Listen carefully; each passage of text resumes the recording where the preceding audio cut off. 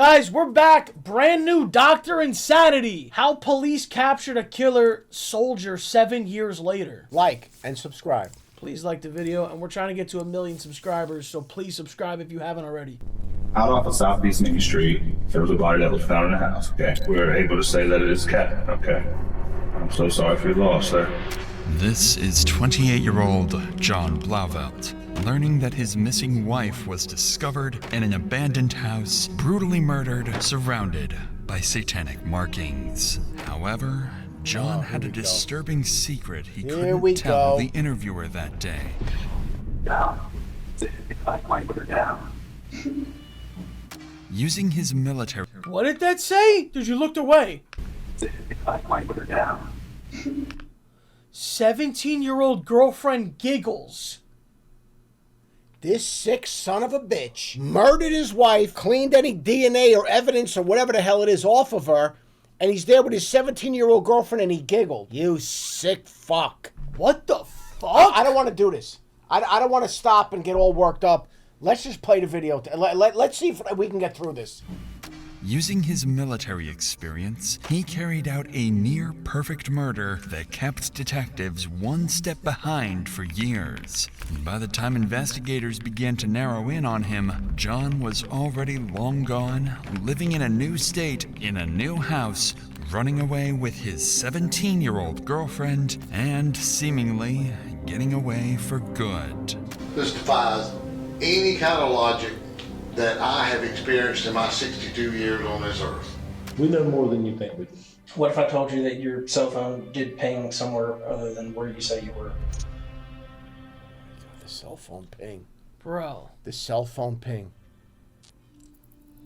It's 2:15 p.m. on October 24th, 2016. 22-year-old Katie Blauvelt is captured on CCTV inside her workplace. Her shift is soon coming to an end, and she's planning to meet her mother at 3 p.m. that same day. She leaves, calls her mother, and takes a selfie, unaware it's the last photo she ever takes. Not long after, her phone ping... That's a wild concept, right? The last selfie you'll ever take? The last selfie you'll ever take. That's a wild thing to think about, man. I try not to. But that's just a wild fucking, Anyway, I don't know why I just stopped to think about that, but it's really crazy to hear someone be like, it's the last one she's ever going to take. It's a location for the last time, and Katie disappears without a trace. 5 hours passed by. It's now 7 p.m., and Katie never arrived for dinner with her mother. Worried, the mother and other family members try calling her multiple times, but her phone has no signal.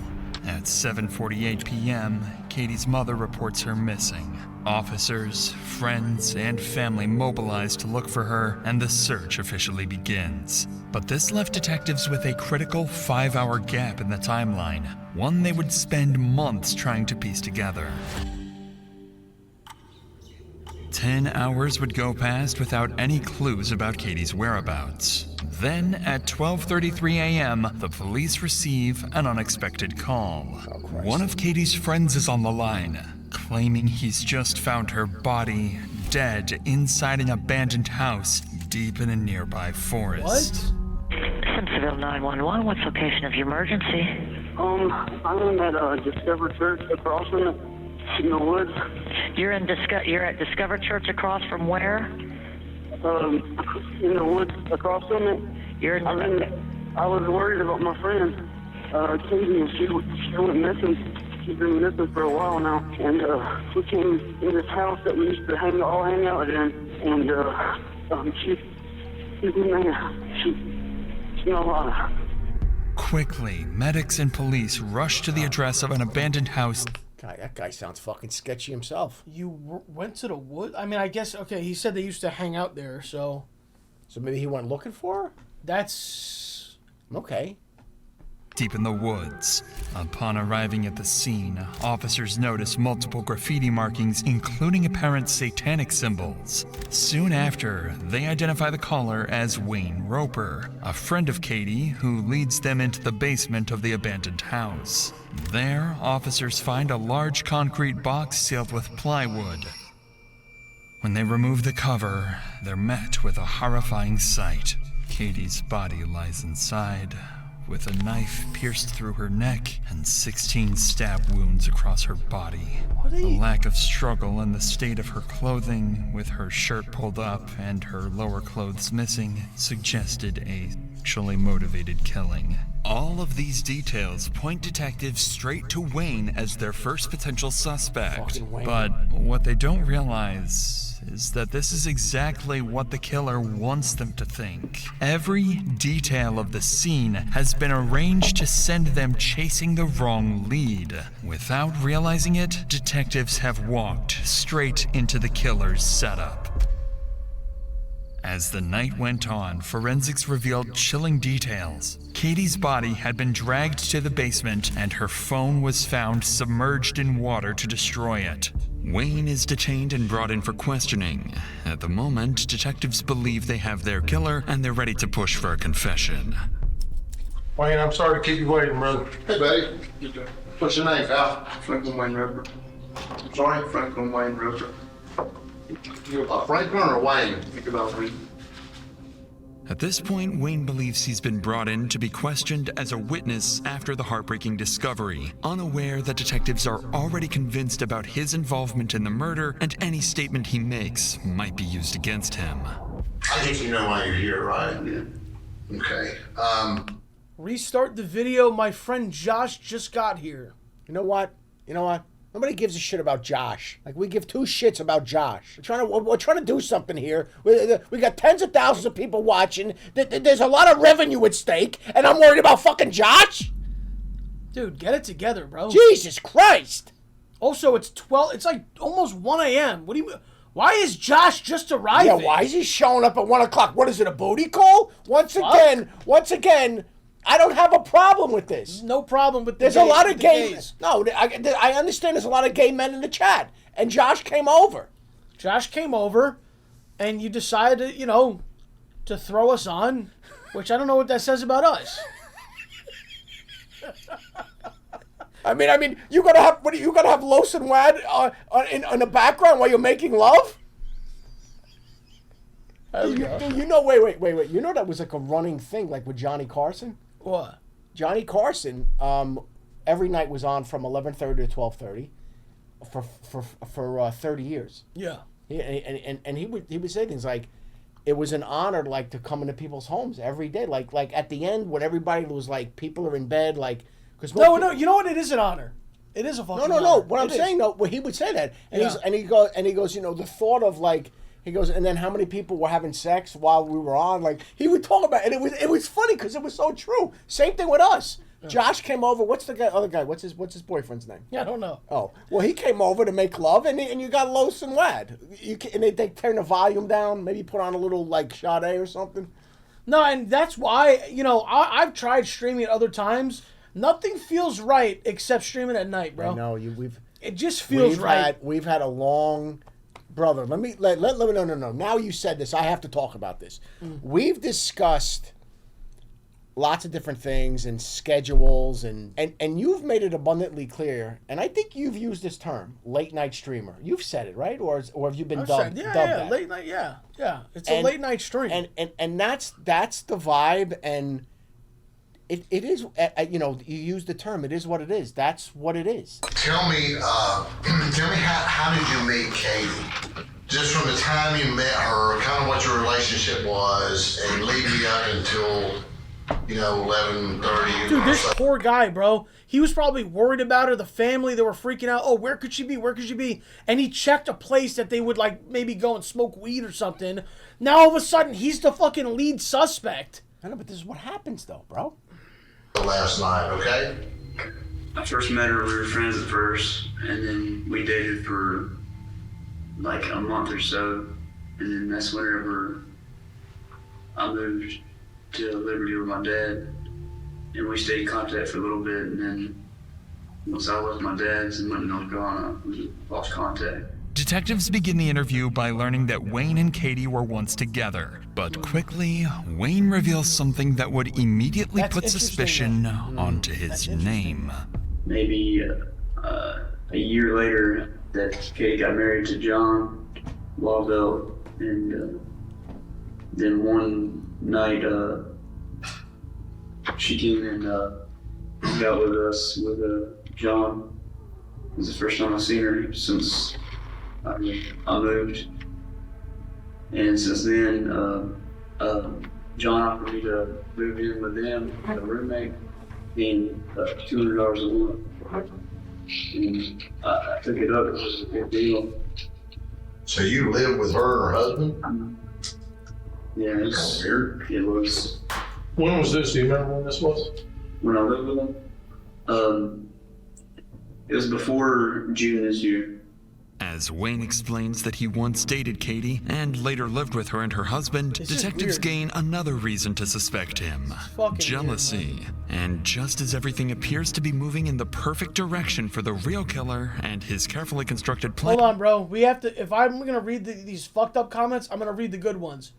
Y'all have great hairlines. I'll say this, and I've always said this. Every single man in our family, none of them have gone bald that I've seen, unless you know someone distant relative. Well, my uncle Anthony was bald at 21. You want to? You know what? Could you imagine what that's like in life?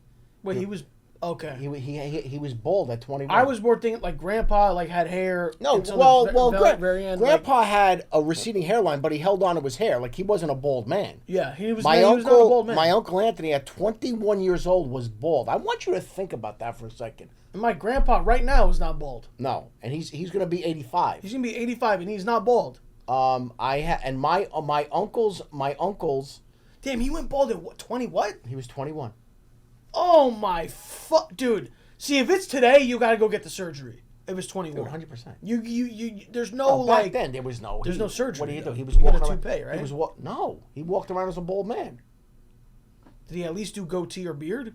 No, there was no beard. They didn't have facial hair back then. What do you mean they? Like, there's been beards for the entire existence of man. That generation of men. Who? The guy. That generation. What year? He was born in 1930. Bro, do you understand something? I mean, now it's a little different, but do you understand? Do you understand my generation? Like my boys, the guys I hang out with. I'm the only one with a beard. Although one guy just started wearing one a little bit. But like, I mean, they gotta get with the times. No, but I'm saying that's not a thing for like my age guys. It's really not. I'm not saying an exception here and there, but it's really not. I don't have any friends that have beards. I remember like, and when I started growing facial hair, I would shave because you would literally be like, oh, only guys that are hiding things wear a beard. I'm like, dude, what the fuck? I don't want to look like I'm hiding. What is it? Like, what? But then you grew a fucking beard. And you also said don't get tattoos. Then you got tattoos. Wait a minute. Wait a second. Wait. My point is this. People evolve. They do. Now, I will tell you this, though. The beard thing happened. COVID hit. Yeah. I'd been shaving for 20-something years, putting a suit on every day and doing that bullshit. So you and Jake, not so much Nick, you and Jake were like that. You got to grow a beard. Yeah, you grow a beard. So I grew the beard, whatever, I kept it. I think, and it is what it is, but, But no, the hairline, we're very lucky. I actually, like, pray about my hairline. The rule of thumb, generally, if you can make it into your early 30s and you're not bald, you're going to probably keep your hair. But if you're starting to recede and you're in your early 30s, you're probably going to go bald. All right, let's go. And Wayne makes a claim that complicates the investigation and may just be enough to ruin the killer's plan. Living there, everything like going okay. I'm 11 and I'm bald. First of all, stop watching the stream if you're 11, number one. Number two, if you're bald at 11, I'm pretty sure that's a medical condition. Yeah, and you probably, I mean, honestly, I don't think, for number one, you should not be watching us at 11. I don't know what's going on in your family situation. I hope everything works itself out. But apparently, I don't know what the parental, guidance is in your home. If you're watching the two of us, you know what? I take that back.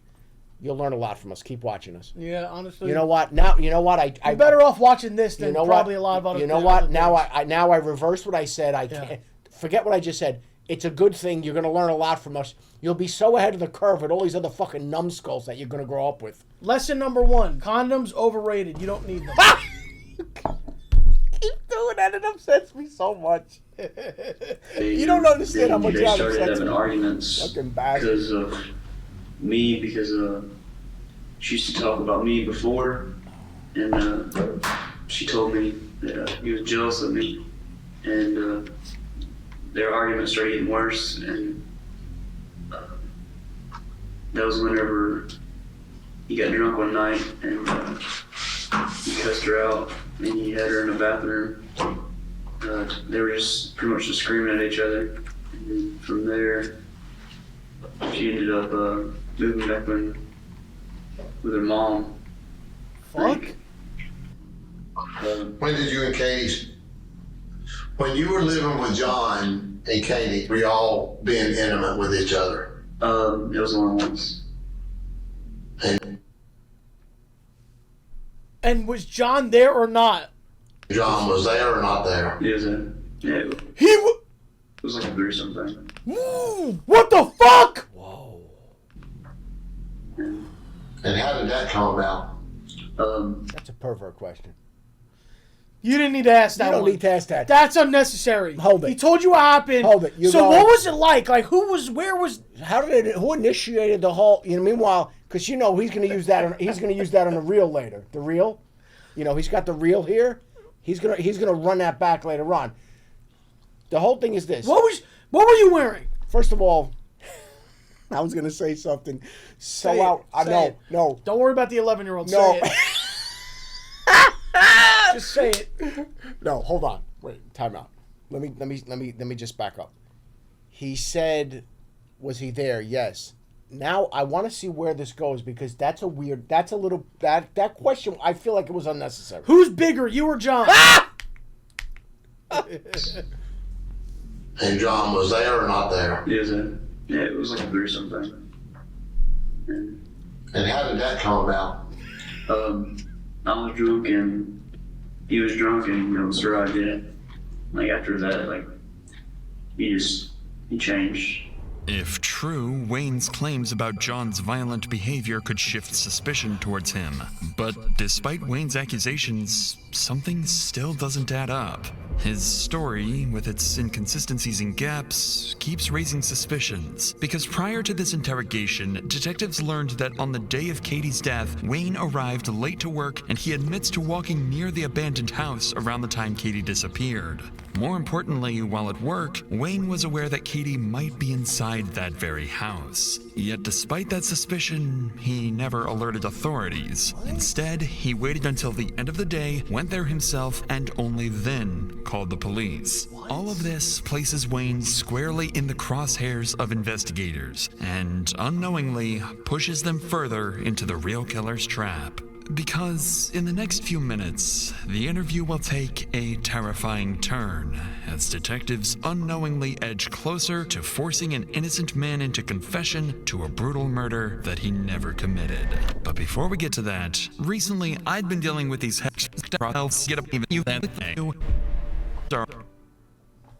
With that said, let's get back to Wayne's interview, where detectives are on the verge of pushing an innocent man into a murder confession.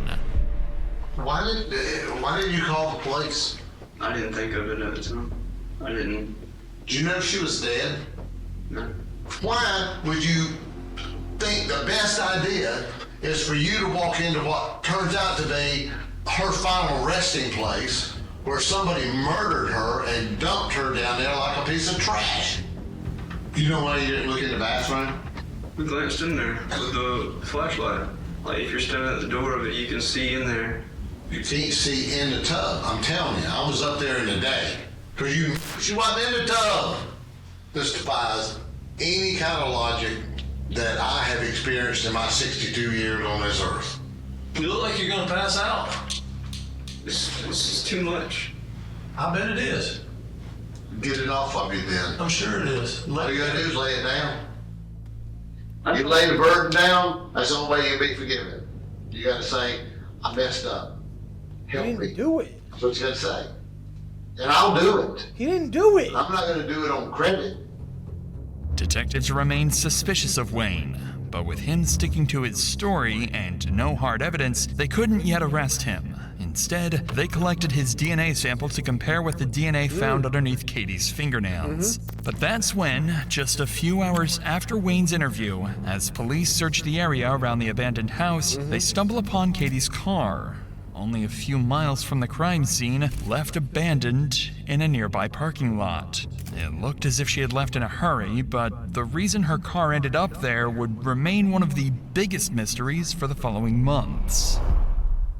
Up to this point, everything was going according to the killer's plan.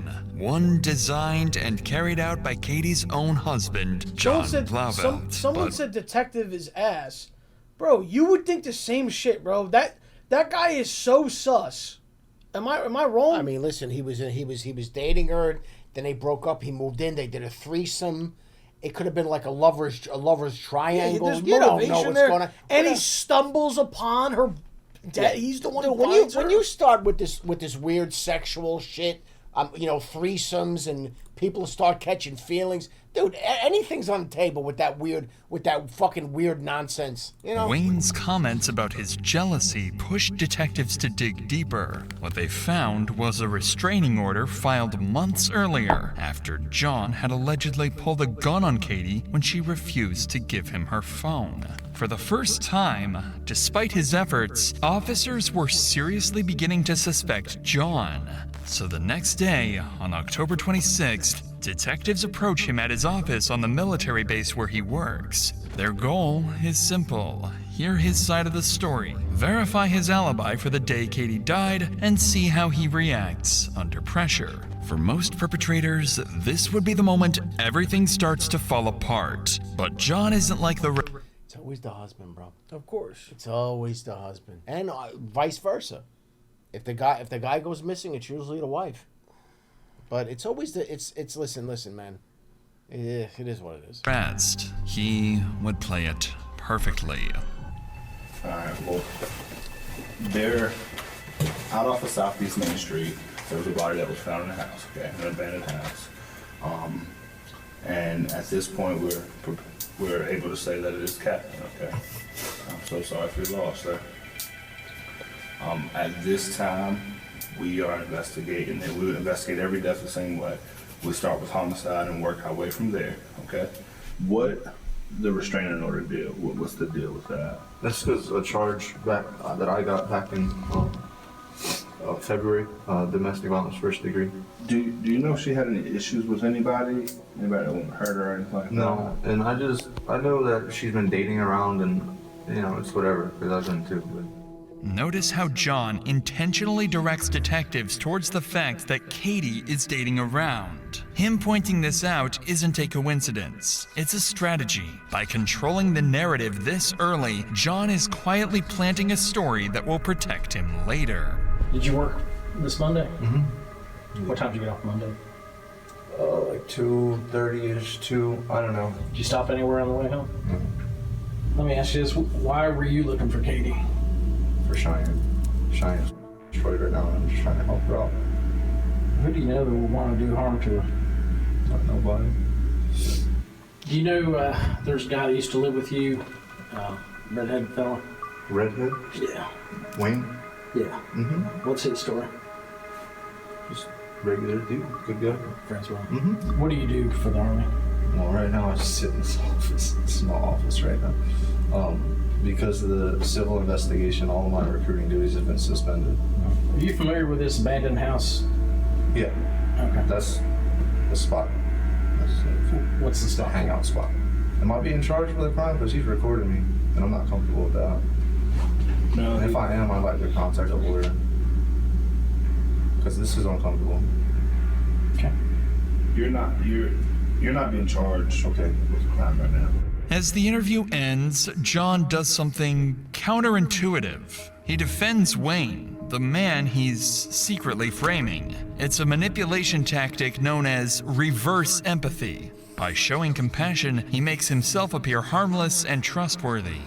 John's first interrogation had gone almost perfectly, leaving detectives with little they could use against him. Still, they couldn't shake the feeling that something was off. With no evidence to hold him, he was let go, and officers would turn to those closest to John and Katie, their friends and family, unaware that John had already influenced them. Detectives started with Crystal, Katie's best friend, and at the time, also John's roommate. John knew exactly what to expect here. In his interrogation, he had already planted the idea that Katie was dating around, and Crystal, being one of Katie's close friends, also knew about her dating habits. His hope was that she would unknowingly reinforce this misdirection, steering suspicion towards anyone but him. Alright, October 28th, 2016, 4:47 p.m., Simpsonville Police Department. Like I said, all I ask is that you don't tell John you're up here, and he's not the only suspect. You know, there's other people we're talking to and questioning. So, has he made any statements about if I go to jail for Katie's murder?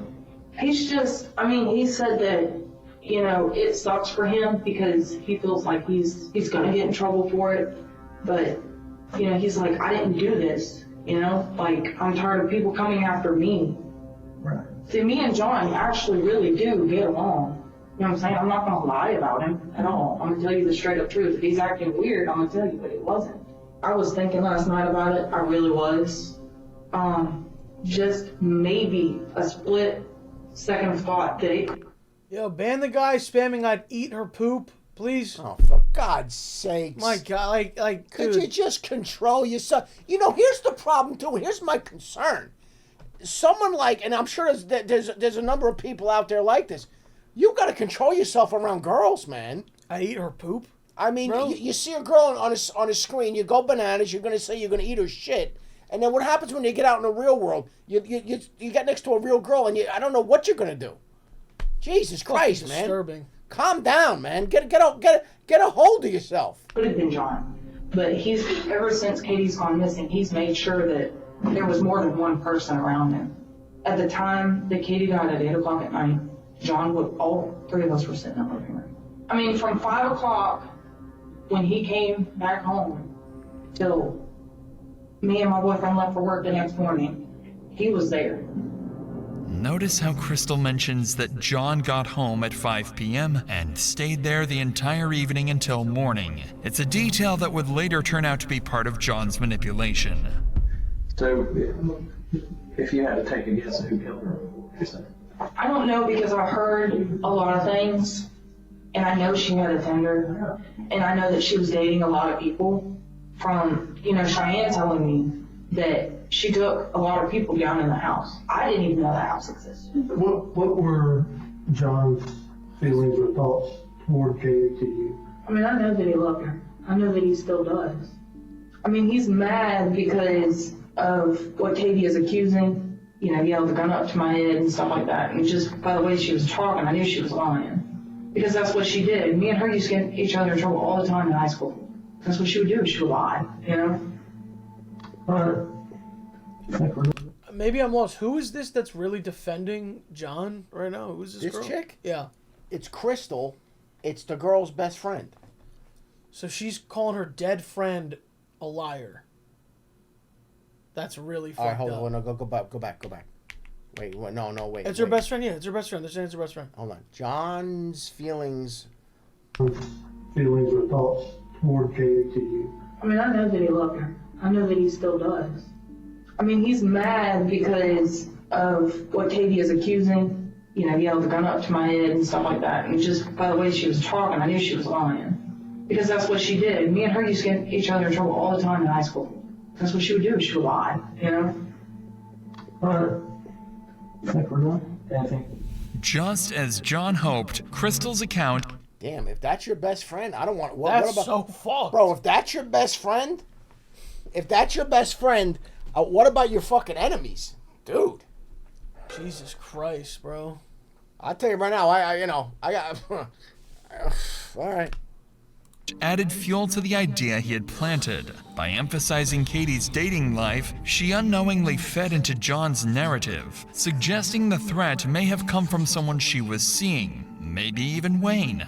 Next came Catherine, John's ex-wife and the mother of his child. He had already made sure she wouldn't say too much, Fear and their shared child would be enough to keep her quiet. This character was already married. And has a kid. Okay. All right. Okay. This is Investigator Hawkins. Hey, how are you? Nice to meet you. With you being married to him for 7 years, with the drinking reason. That's how that guy dresses for work? Detectives just wear what they want, bro. The guy looks like he was cleaning out a closet this afternoon. What the fuck is that? They do. I mean, come on, man. Sober, has there been any violence between the two of you?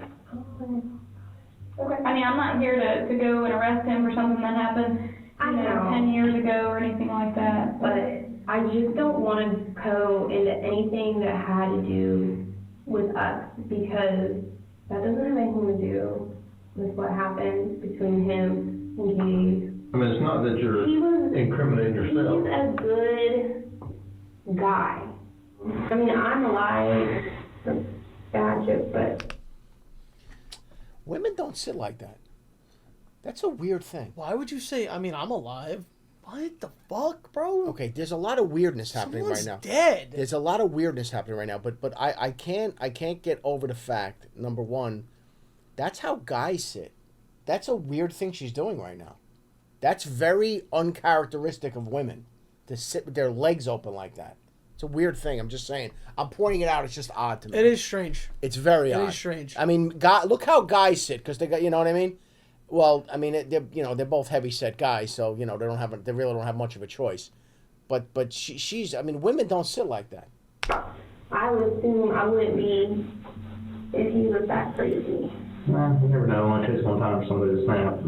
No, but he's never snapped with me for some reason. Plus, you two have a kid together, so. Yeah, there's that, Maybe but. that has something to do with it. All right, I'll give you a business card with my phone number on there. Okay. All right, thank you very much for coming here. I appreciate it.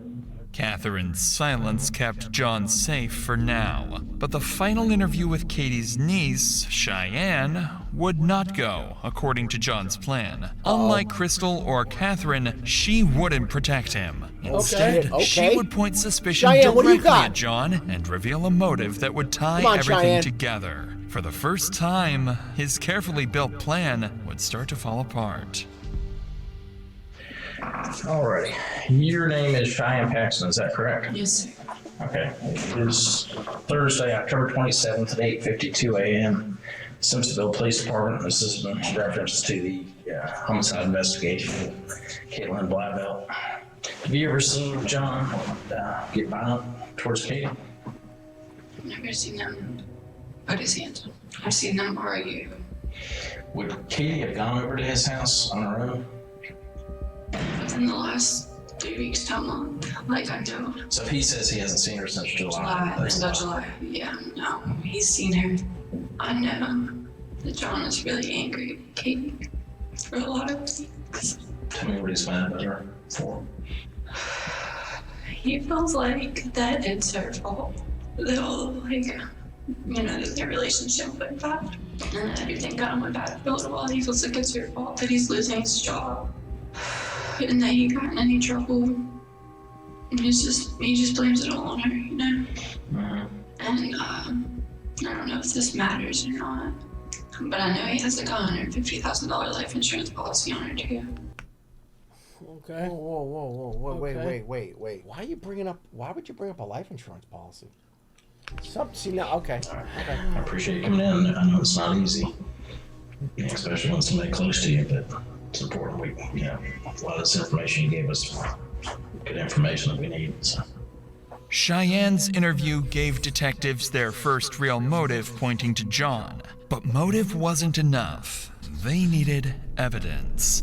They have a few leads, but they have no defined person of interest just yet. As the investigation dragged on, the detectives' frustration began to grow. John had covered himself so carefully that they couldn't even get a judge to approve a DNA warrant. Without it, they had nothing that could tie him directly to Katie's final moments. It's now been 4 days since Katie was killed, and detectives didn't have any solid evidence. They knew John was smart, but so were they. Out of options and patience, they began planning something different. They began forming a new, risky, and very unconventional plan. In just 2 days, they would set a trap for John. A trap at Katie's own funeral. In the days leading up to the funeral, detectives stayed ready. While they waited, Katie's family mourned and tried to make sense of what happened. 22-year-old Katie had spent the past year working at PetSmart, surrounded by animals she was saving and taking care of. She was easygoing and warm, quick to make friends. You know it's PetSmart, right? It's not PetSmart. I think you're wrong. You know that, right? I think you're wrong. It's not PetSmart. It's PetSmart. Yeah, that's know. a lot of people get that wrong. And close with her family. But her peaceful life from just days earlier would make what was about to come only more unsettling. As the day of the funeral came, detectives entered the funeral home early, working quietly before guests began to arrive. They positioned hidden cameras around the room and secretly wired the space for sound. Everything inside the funeral home looked normal, but in reality, detectives controlled every detail. They'd placed cups of water and other drinks where guests could easily reach them. The plan was simple. Get John to drink from one of the cups, catch it on video, collect his DNA from the cup, and compare it to the DNA found on Katie's body. On October 30th, the day of the funeral, detectives set their plan into motion. Oh my What their gosh. cameras are about to capture goes far beyond anything they expect.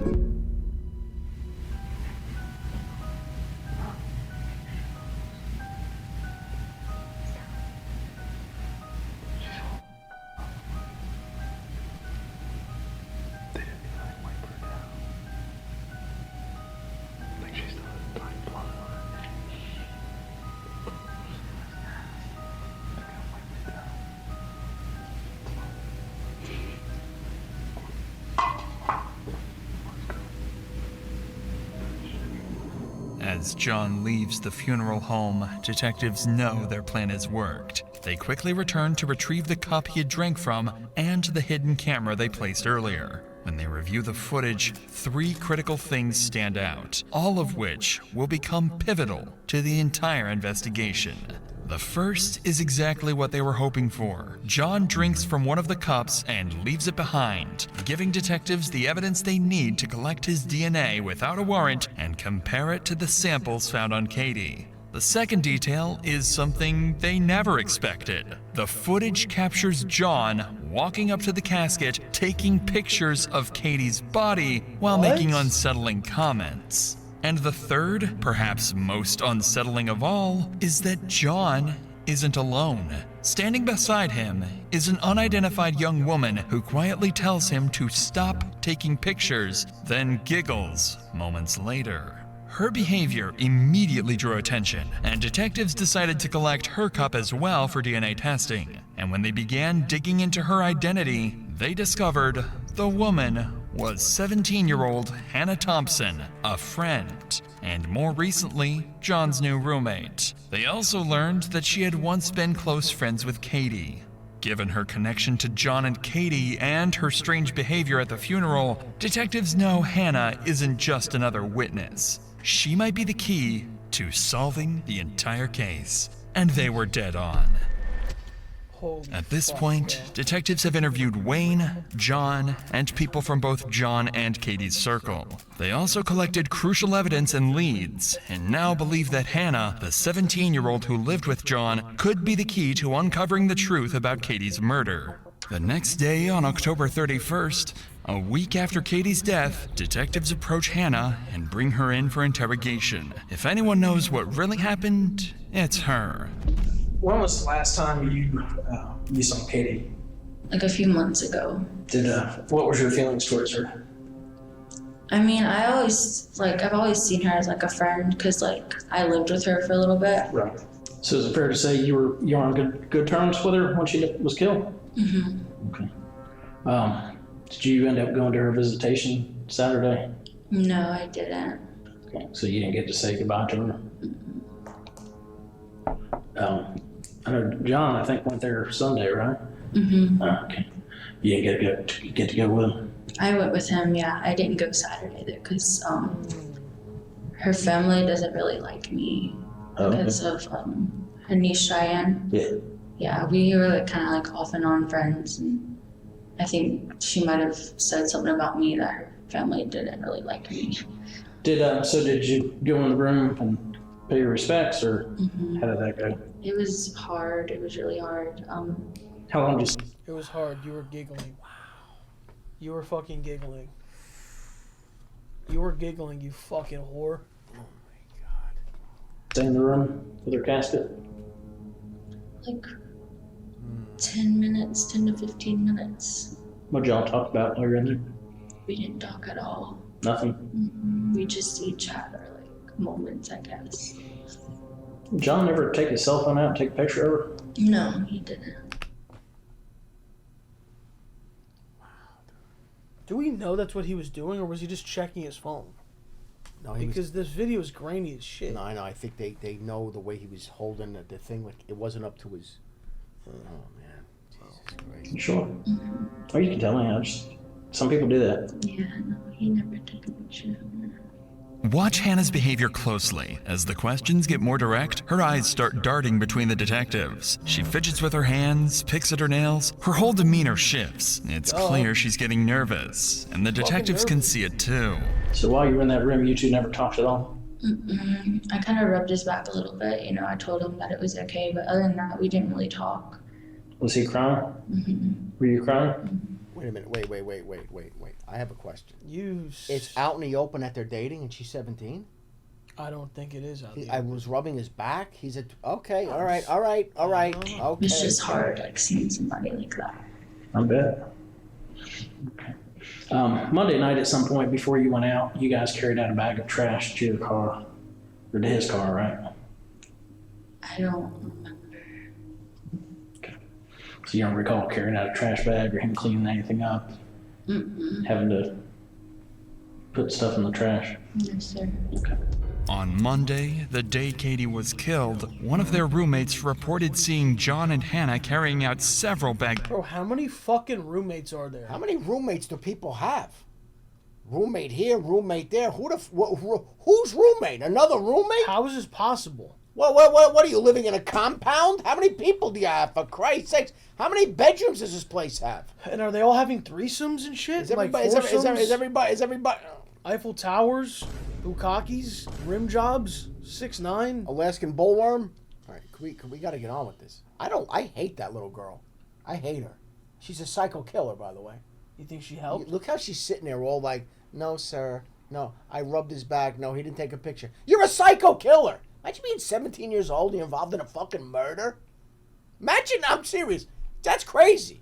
Of trash. At the time, detectives didn't think much of it. It felt like a small, irrelevant detail with nothing to back it up. But now, with all this new information coming together, that statement suddenly stood out. It was another piece of the puzzle, something they could finally use to put more pressure on Hannah. Just so you understand, we've been working this case steady since she disappeared. Right. So there's a lot of these things that we know the answers to. I can tell you already, you're lying to me. Okay? You do not want to get wrapped up in catching the murder charge. I gotta tell you a little something. At the funeral home, we were there. Okay? There was a camera in the room. There was a recorder in the room. We heard everything you guys said. My God, dude! You know what I think about? I think about when I was like a kid, like when you're a kid and you got just fucking busted. Yeah. And that, you know that feeling, that sinking feeling, like, fuck, I'm fucking busted. It just teaches you to never get busted, bro. I mean, you just flat out lie to people, and then yeah, we know you're lying to us. Like, what? I wonder how she's gonna get out of this. Let's see what she says. So do you want to go back and rehash that? I don't. It was not easy to see her like that. Is that why there was some giggling and stuff? There's not any giggling. We've been doing this longer than you've been alive. You're not slicker than us. You know, you're not going to outsmart us. We've talked to people. This is a murder. You understand that? Yes, sir. What do you think about somebody that would stab a girl in the neck to the point where the knife went all the way through to the other side, and then stick her body like a piece of trash in the basement of an abandoned house to sit there for a day and a half before somebody finds her? Look at her. She's right here. I want to look at her. That's your friend. I don't want to do this anymore. Don't want to do what? Don't want to help us find out who killed her? All you gotta do is tell the truth. It would be so easy. Look at her. Can I can't look at her. Can I tell you something? To tell the truth, you don't have to try. It just flows. It just comes out. We're also aware of what people have told us about you and Katie. And they're telling us that you didn't like her one bit. Oh, shit. Well, after me and John started, like, getting together. Why is this? Wait a minute. Oh, wait a minute. Statutory rape. 17 is. I think that's that you can. I think you can consent at 17. I mean, it Is depends that on the a state. thing? I think most states are 17 and 16, and then some are 18. But she's 17 years old and she's talking about a relationship that she's having with a 28-year-old man, once divorced. Like, for instance, North Dakota, definitely 16, possibly 15. But then you go, you know, hold California's 18. Alabama, I'm pretty sure there's not even an age limit.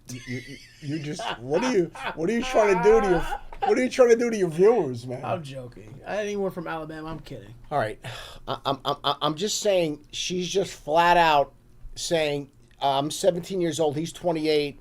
He's got a kid, divorced. His wife's dead. The other wife's dead. But we got together. All right, okay. Let's see what happens. I don't know. Katie's sort of I'm not totally looking. confused. If you know something and you're trying to cover up for it, you're going to go down with the rest of them. You're going to go down with the person who did this to her. I don't know anything about her murder. You do. I don't. You do. I really don't. We really do. You do. We know more than you think we do. I don't want to talk anymore right now. Good luck to you. Even after being confronted with the footage and being caught in multiple 17-year-olds are fun. Yo, mods, pack that guy up, and we're gonna get that guy's hard drive tested. I mean, but what if he's the same age? What if he's 17? You can't give the guy shit. I mean, Oh, let me check. Hey, Los, I'm 32. All right, knock it off. Come on, can we stop it? Great. Pervert. Great. So that kind of proves that. lies, Hannah refused to give up on any additional details she may withhold. But while none of this gave detectives the definitive proof they needed, John didn't know that. And that uncertainty was exactly what they were counting on. So detectives decide to bring him in again. This time more prepared and ready to push harder than before. They planned to corner him with everything they had. But they'd have to be careful. If they pushed too far without enough to arrest him, it could tip him off, causing him to disappear. We hadn't really had a chance to sit down. I know I talked to you that day that when we notified you about her death. Yeah. And things are kind of emotional and everything. So, right. So the viewing was Saturday, right? Right, 2 to 4 on Saturday. And when did you get? I went Sunday, 2:30 on Sunday. Okay. So they just had a private thing for you. Did you go by yourself? Yeah. Well, I took Hannah with me. Did you? Yeah. How was that hard? Yeah, because I mean, first of all, there's nobody there but me and her, so we're just kind of standing there staring at like Katie's nasty, like dirty, disgusting body. I've seen people dead. I've fucking dealt with this shit before, and now there's nobody else there. You know what I mean? Whoa, what do you mean, dirty, disgusting body? The fuck? What the fuck kind of thing is that to say? Like what? Wait. They would. She's at a funeral home, so they. Dirty, disgusting body. Well, wait, did I miss something? Did they just? Is she just? No, it's a view. Nasty, like nobody there but me and her, so we're just kind of standing there staring at like Katie's nasty, like dirty, disgusting body. I've seen people dead. I've fucking dealt with this shit before, and now there's nobody else there. You know what I mean? That night, somebody says You know you what I handled. Buddy, I don't know. I don't know what you're talking about, you sick bastard. I don't know what the fuck you're talking about, you fucking maniac. dirty. Why would you talk about your deceased wife like that? Or her dirty, disgusting about. Okay. Oh, dude, you know what it is? I mean, you could have at least acted like you were like, oh, they should have cleaned her up. Like, acted outraged about that. No, but they probably did clean her up. He's just saying in general that her body's disgusting because she's out running around getting laid with all these men. That's what's pissing him off. You know, the girl, oh, she dates and everything. That's code. She's out getting dick. That's, but they were playing this thing. Oh, yeah. Oh, she was dating around. Yeah, we know what she was doing, honey. Okay? And then this guy, he meant she's nasty because of what she did. That's what he was saying. Slipped. That's what he was saying. That sick son of a bitch. Put some trash from a bag, like a trash bag in the back of the Prius. Mm-hmm. Do you remember doing that? Oh, yeah. Marley had, like, the most explosive shit on the floor and stunk up the whole house. I threw out like 4 towels. This moment reveals Hannah's a lie. She claimed she couldn't remember taking any trash out, yet John's statement confirms otherwise. It's a small clue, but one that'll soon become part of a much bigger picture. Dumbass. So you guys got home around 3 roughly. Yeah. Brandon and Crystal were there. What happened after that? After you went around? We went and met my friend Scott to get some money that he owes me. What's he owe you? He owed me $500 for when he crashed my car. Where'd y'all meet with Scott at? At the Zaxby's on Fairview. But he was in the Army with you? Yeah. We deployed together? We deployed together. Did you go anywhere before that? No. This is where John makes his first mistake, mentioning a name detectives have never heard before. Charles Scott, his friend from the military, someone who'd later prove to know far more about the night Katie died than anyone realized. I don't know how much you know about cell phones and stuff like that, but as you... Yo, Los, deadass, this girl Hannah went to the same middle school as me at the same time I did, and the abandoned house they found the body in was literally right outside my neighborhood before they flattened it after this happened.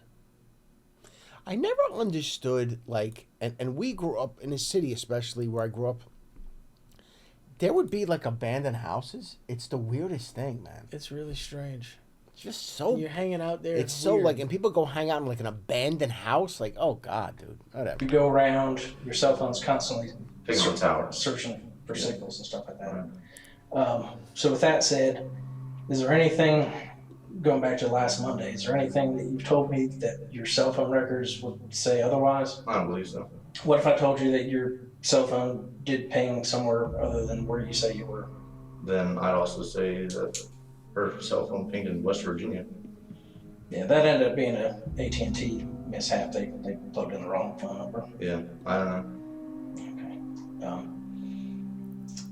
What if I told you that Charles Scott's phone number pinged in the same area that yours did and not around Zaxby's? When? Monday night. He's got freedom of moving on him. We can call him. We can ask him. Okay. So this Monday night that we're talking about, around 6:15, sometime around that time frame, can you think of any reason your phone would show that you were in that area of Augusta Road and Whitehorse Road? No. Is there any reason you and Charles were talking a lot that evening? Yeah. Because that's the night that he was here. That's the night he was available. I'm not looking to offend you, but it's questions that we need to get answered and cleared up. Okay. Did Katie have any kind of life insurance policy? Through the military, yeah. She's automatically enrolled. Okay. Same as my daughter. Would you be willing to take polygraphs so we can go ahead and do that with you and eliminate you and start looking elsewhere? I have to talk to my lawyer about that first. Okay. See what he says, because I don't know about that at all.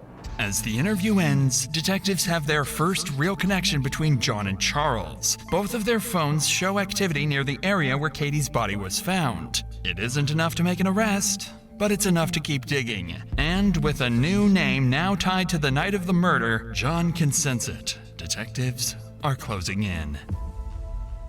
At this point, the main circle of suspects included Wayne, John, Hannah, and now more recently, Charles Scott, John's friend from the army. But as detectives slowly pressed forward, John was growing uneasy. For the first time, he was starting to realize his master plan might not hold.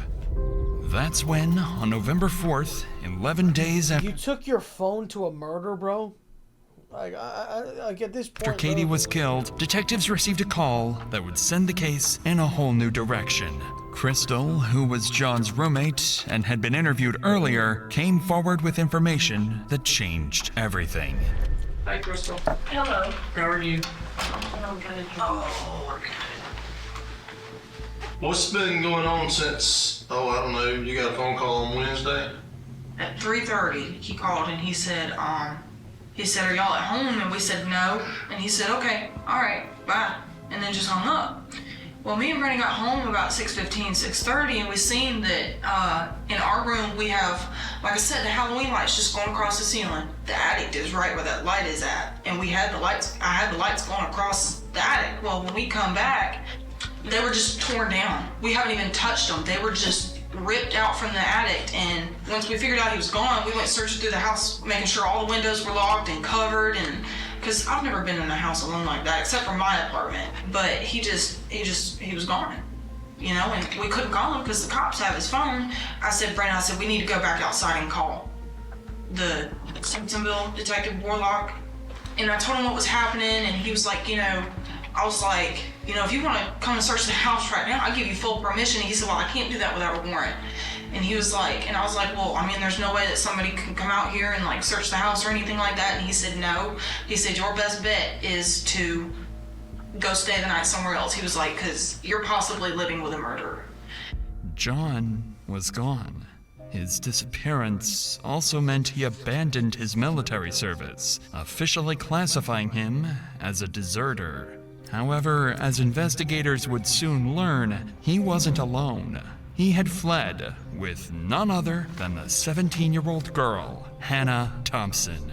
And as officers across the state searched every highway, every motel, every possible route out of South Carolina with no sign of either of them, it became clear this wasn't just an investigation anymore. This was a manhunt. I mean, he knew they were going to. In the days that followed, leads were few.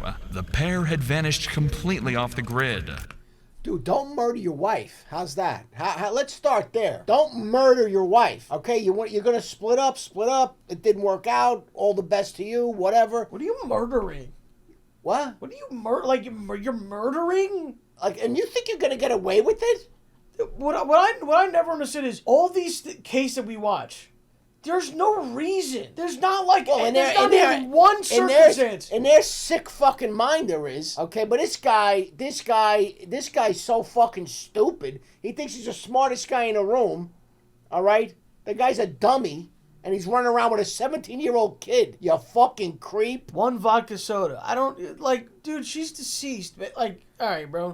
Can we be all right? Dude, let's go. Have some sense. One vodka soda. The woman's dead. Can I say this, dude? You're nasty for drinking tonic water. I don't drink tonic. I hate tonic. Club soda also nasty. No, it's not. I drink club soda. Club soda tastes like fucking nothing, and it's putrid. It doesn't taste. It's not supposed. You add it to the liquor. It's not supposed to taste like a. Why would you add something that tastes good to the liquor? Because I don't want to be putting sugar in my body. I don't want sugar. You don't need to put sugar. What do you mean? What am I going to do? There's 100 options that are not sugar. Dude. When I'm drinking club soda, I like a vodka club with a little lime. The lime gives it a nice little flavor. And I'm good with that. You don't like it. That's fine. It just tastes like I've tried it. No, I know, but like pure vodka. Okay. The other thing you can do is you can do vodka soda with a lime and put a little cranberry juice. The cranberry gives it a nice little flavor if you want to add that. But what I'm saying is I don't want to be drinking all this sugary stuff. That's what I'm saying. Like a rum and Coke. You know, maybe you do a diet. You could Coke. do diet. You can. Or you just don't like club soda. That's cool. I get it. Does any human like club soda? What do you mean like club soda? Would you drink club soda by itself? I have. I do it sometimes. When I have lunch or something, I'll have like a club soda and a lime. Or if I go out at night and I'm not drinking, I'll do a club soda with the lime. Okay, you don't like it. It's cool. You gotta come at me about this. I'm not coming at you. Don't get personally offended over this. Well, you got upset because a guy said I'll have one vodka soda and I'll have sex with the dead woman. This sick bastard out there. What's wrong with you, dude? You sick son of a bitch. The woman was murdered. I will say tonic water is actually nasty. If I sip tonic water, I projectile vomit. That is actually club soda is not on the level of that. You know why? Tonic water has sugar in it. It's sweet. It's this weird sweetness. Ugh. Now, this is a really underrated drink, apparently. You do vodka and you do thick water. What? Vodka, thick water, and maybe a splash of cranberry. I don't know what thick water is. That? You know thick water? I just said 5 times. I don't know what it is. You keep asking. You didn't. That never happened. What never happened? You just said 5 times. Like, no, that just didn't happen. All No, right. thick water. Wait, you don't know what? Okay, well, you don't get the joke then. You don't know thick water? All right, like, we got to move on. The woman's dead. We're What making the jokes. fuck? You don't know what thick water is? We're making jokes. When I worked at the hospital, This I was in the kitchen. We had to bring the patients that were staying overnight meals. One of the things that we would give patients who couldn't something with liquid, like they couldn't drink actual liquid, you had to give them thick water. Oh. And the water is almost like a gelatin, but it's like not really. Oh my God, I never heard this in my life. And it's called thick water. Jesus Christ. And it's fucking putrid, and it smells, and it's weird, and the consistency will make you fucking projectile vomit. Oh yeah. Yeah, that's it. That's the bottle. Yeah. Oh my God. Thick water, bro. It's funny. I never heard that in my whole life. Hopefully, you never have to have that. I'm never putting out anything. All right, let's mentally jump back in here because we gotta. A 28-year-old former Army sergeant and a 17-year-old Vodka and hot chocolate. All right. teenager gone without a trace. Then, on November 19th, 26 days after Katie's death, a small breakthrough happened. John's red Yukon was captured on CCTV near Las Cruces, New Mexico, about 1,600 miles from Simpsonville, South Carolina, where he disappeared.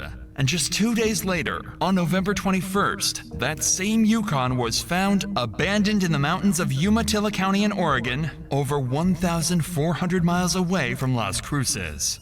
Inside the vehicle, investigators found John's laptop, clothes, and camping gear scattered around, suggesting that after the crash, John and Hannah grabbed what they could and ran into the woods. The discovery confirmed what detectives had already feared. John and Hannah were constantly on the move, crossing state lines and staying just far enough ahead of law enforcement to vanish again. Later that same day, authorities issued arrest warrants for both John and Hannah, officially turning the case into a nationwide manhunt. By this point, John and Hannah had already been on the run for over 2 weeks before any warrants were ever issued, putting them far ahead of law enforcement and nearly impossible to track. But once the warrants went active, detectives finally gained full access to their phones, chat logs, and internet history. And that's when their worst chat logs and internet history. Oh my God.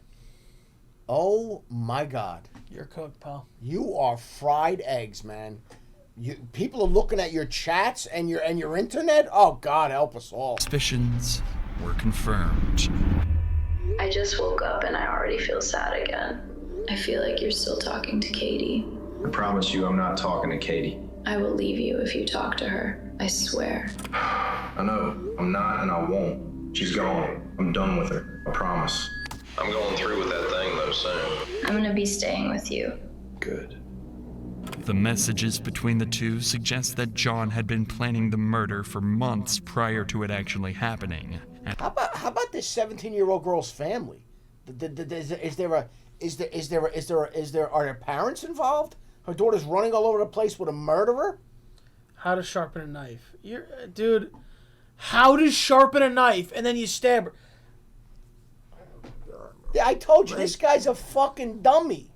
This guy's no arch criminal. This guy's no mastermind. He's a fucking dummy. I'm over here Googling, how do I sharpen a knife? What are you talking about? How do I sharpen a knife? Oh, I don't know. Run it underwater, you dummy. I tell you, man. These people, like we what a fucking moron.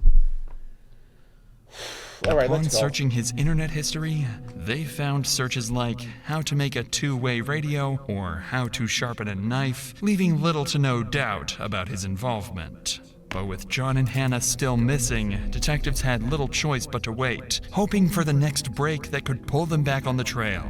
And that's when, on November 25th, 21 days after John and Hannah's disappearance and over a month after Katie's death, detectives got a call from a South Carolina prison. But the caller wasn't just anyone. The call came from the cellmate of Charles Scott, John's army friend who was already in custody for an unrelated charge. Charles's phone had pinged near the abandoned house on the day Katie died, and his cellmate was about to provide a lead that could give detectives the breakthrough they desperately needed, with details only the killer could have known. Just as we're talking today, is that the Charles Scott you're talking about? Yeah, that's the one I'm talking about. He told me that he killed a girl. Helped kill that girl with one of his buddies. Named John, something like that. You know, they had put her in a drug house or an abandoned house, in a basement, in a box. That takes 2 people to open. He was the one that coerced her to the spot where John came up behind her and got her, grabbed her.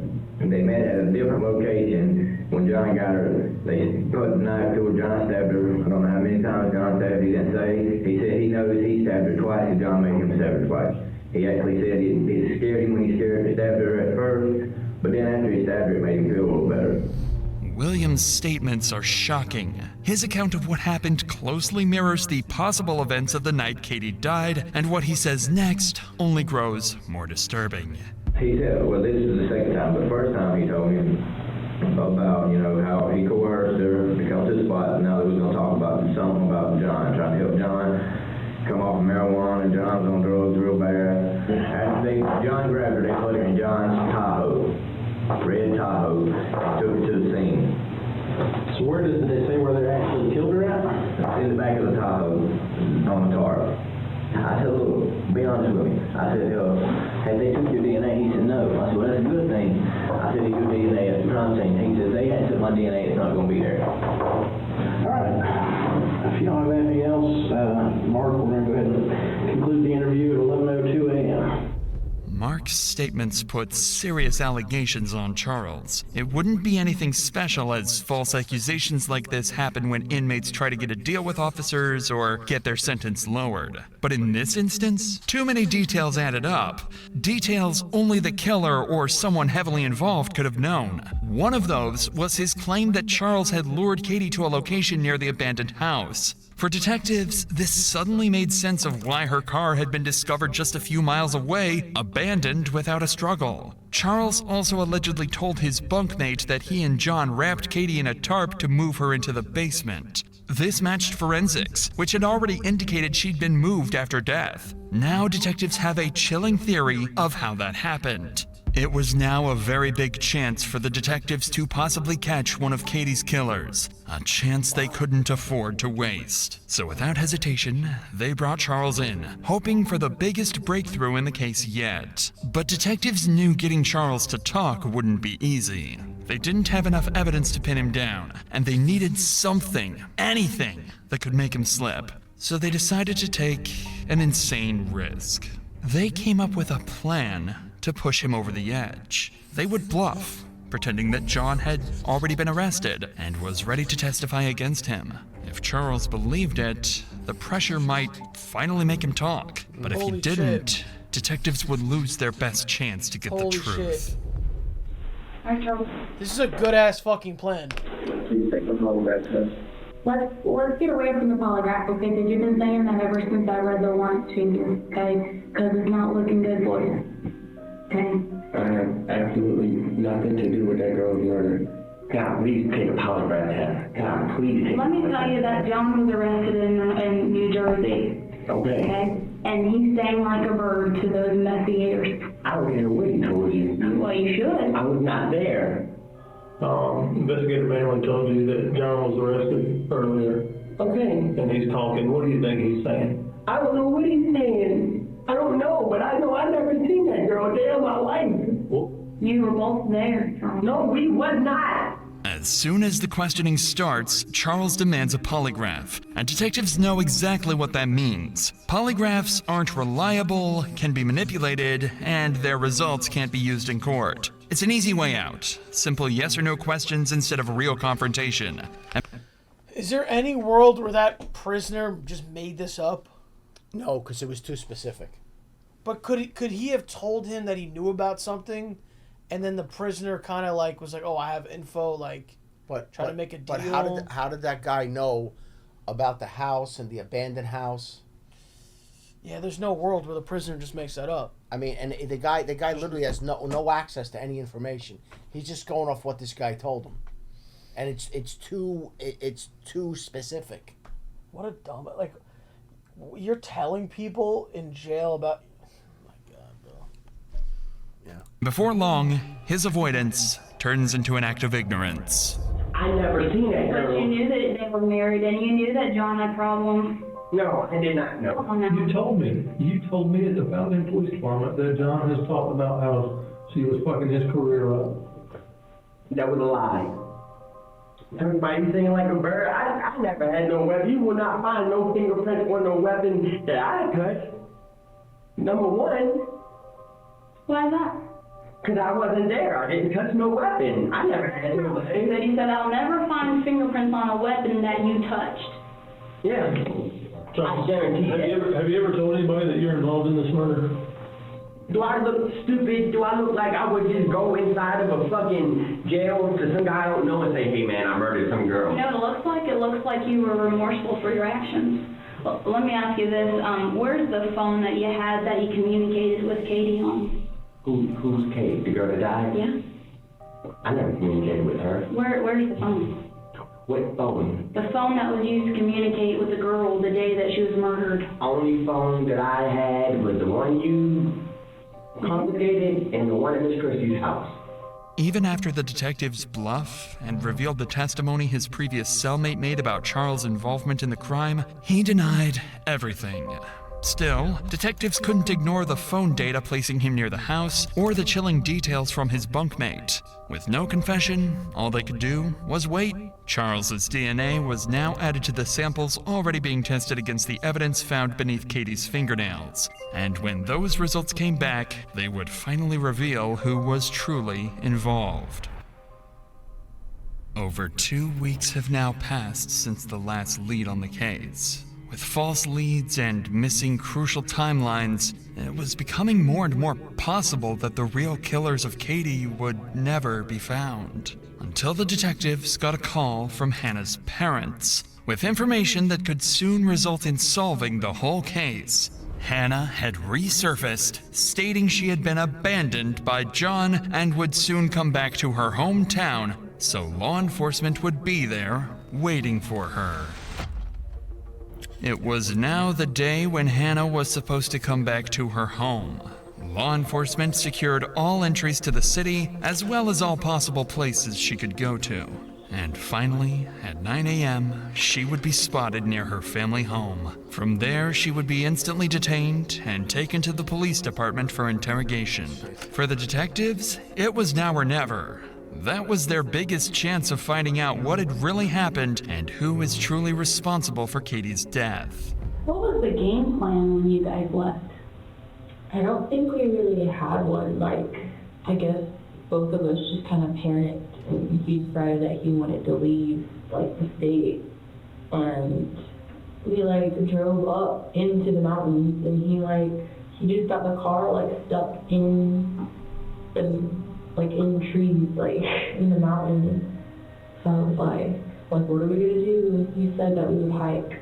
I kind of, like, stopped, and I was crying, and I was like, I can't do this anymore. I was like, I need to go home. Like, he started, like, yelling at me and calling me names and saying that if I left, like, he was gonna kill me.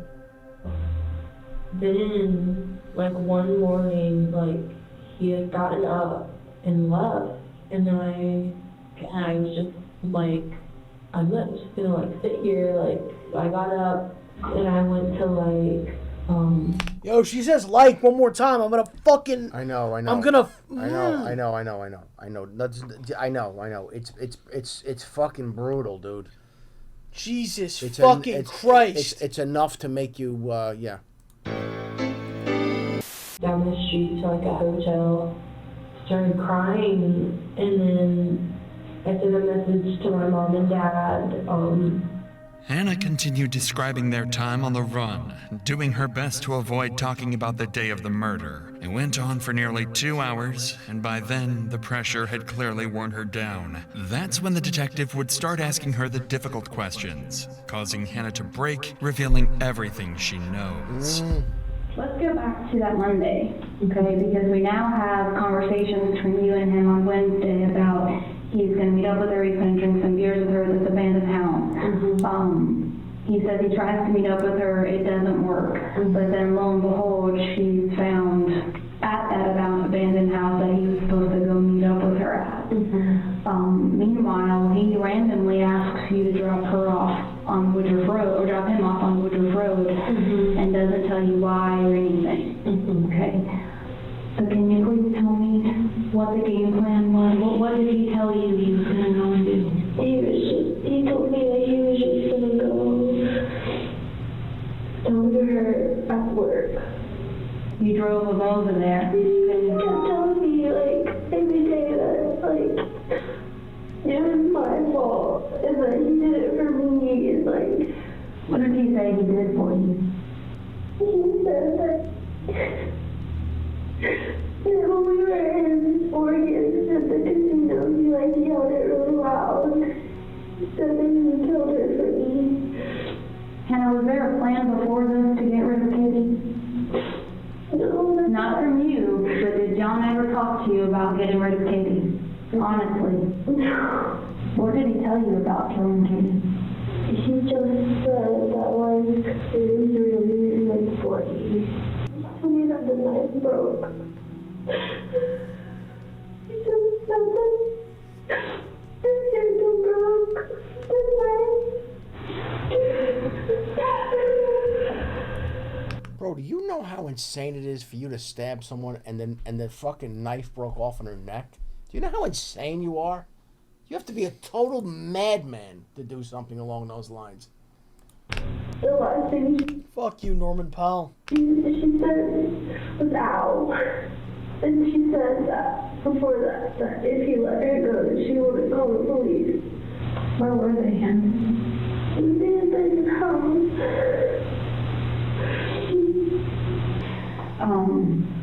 And you don't know exactly where he could be or what he said, right? Okay. Hannah, did you have anything to do with killing Katie? And the reason why I ask you this is because we're still hunting for John. Right. Okay? And as much as you think John cared about you, from an outsider's perspective, not knowing you, not being your mom, he doesn't. Unfortunately, Hannah's statements proved far less helpful in finding John than the detectives initially hoped for. Although she stated that John confessed to killing Katie and provided some new insights, she didn't know much about Charles's involvement. And while she could be arrested, detectives decided she might prove more useful free. After all, they now had her back in the city and under close watch, which seemed like a small success. What they didn't realize, however, was that this was all part of John's plan. Planting Hannah back in the city to infiltrate the case and feed him exactly what detectives knew, keeping him one step ahead for years to come. Almost 3 months had passed since Katie's body was found in the basement of the abandoned house, and the killer was still out there. But on that particular day, the long-awaited DNA results finally came back, and the results of DNA found under Katie's fingernails pointed to no one else but John himself. With the DNA matching to John, Wayne was cleared, but detectives still believed Hannah or Charles might have helped, or at least knew far more than they admitted. Detectives already knew that John was only using cash and most likely a fake ID. So all they could do at the moment was wait for John to make a critical mistake that would allow them to catch him. But John was careful. Very careful. Wait, bro, I just thought back to the title of the video. 7 years. This guy's been on a run. 7 fucking years. What do you do? Like, but I guess my question is, like, what do you do about money and shit? Do you get like you go get a job working, like, you know, in like construction or something, get them a fake name? I don't. Maybe you become a criminal. Over 7 months since Katie's murder and 6 months since John went on the run, when on May 21st, 2017, investigators received tips and possible sightings of John in Washington, over 2,700 miles from South Carolina, where Katie was found dead, and over 300 miles away from where his red Yukon was found abandoned. Acting on these leads, they canvassed local businesses and retrieved CCTV footage from a parking lot in Washington where John was captured on camera. Unfortunately, despite getting close, John managed to slip away, vanishing off under the radar once again. For the next year, the investigation hit a standstill. It wasn't until September 6, 2018, almost 2 years since Katie's death, when Hannah finally revealed that John had given her his journal and tools to hide, a crucial piece of evidence that would shift the case in a new direction. The journal became a pivotal piece of evidence, revealing John's state of mind and his premeditated intentions. It confirms that John's actions were driven by a deep desire to be with Hannah and his willingness to kill Katie to make that happen. During her interview, Hannah admitted she had been John's girlfriend and that she had been in constant contact with him before Katie's death. She also confessed that she had hidden John's journal, which contained disturbing entries about his obsessive thoughts and plans to escape with Hannah. This was the last significant breakthrough in the case for years. With no new leads, the investigation stalled. Detectives spent the next few years chasing down small tips and piecing together fragments of information, but nothing substantial came of it. The case gradually faded from public attention.